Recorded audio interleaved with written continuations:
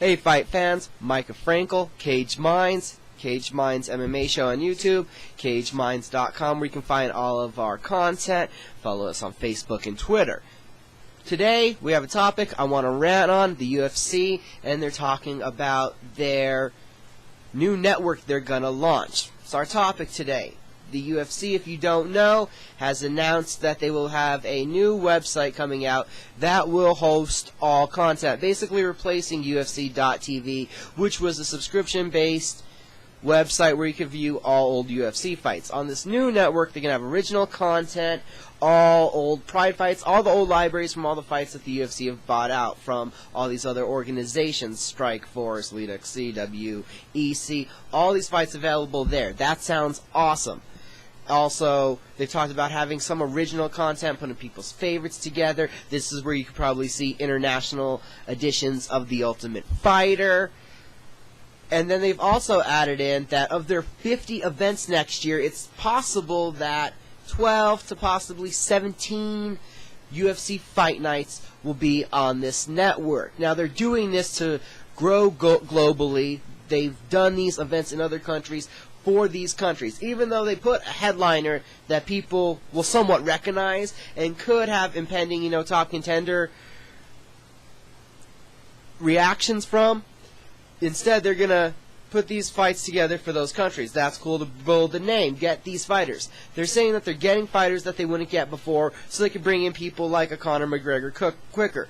There's still going to be fighters, no matter where they go, when they go, that will be sitting there saying they belong in. So that area is a little hazy to me, and especially when the UFC keeps saying that they were at a certain roster, level, and it was over full. They have too many guys on the roster. I'd like to see if adding these events then makes the roster bigger. Because they're talking about adding more people and adding more people. Well, does that mean people are getting cut? Did the roster expand? That question hasn't been answered. Now, also what's interesting is the UFC talking about these fight nights. I love the UFC fight nights, these free events. Well, kind of free events now because, the international ones will be on this subscription-based channel. When asked why these events wouldn't be on Fox Sports or even Fox Sports 2, because I know I've woke up very, very early for Alexander Gustafsson. For what was supposed to be Gustafsson, Mousasi Latifi. Woke up very early in the morning for that. People have woke up very early to watch Vanderlei Silva Brian Stan. So the UFC throwing these international events and people waking up early and then being on an obscure channel is the norm. So why won't these events be on Fox Sports 2? Because they're creating this network, and they said they want to create this network to stay on the cutting edge of the internet, to keep going digital. If you're not growing, you're dying. Well, that you're not growing, you're dying. That one in the business world, definitely I agree with. Kind of funny to do the deal with Fox and then talk about your own digital network, because it would have been awesome if the UFC would have just went off, without Fox, without Spike, just on their own digital network and everybody could watch everything like that. I believe that would have been amazing.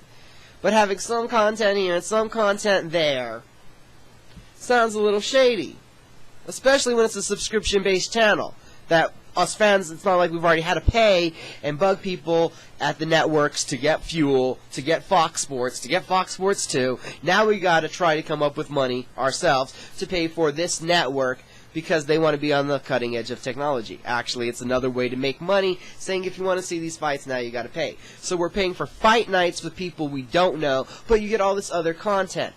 Well, there was a UFC TV where they could have just added this content onto, and the live fights, which personally to me are what's more important, those would still be, the fight nights would be free fight nights. That would have been great.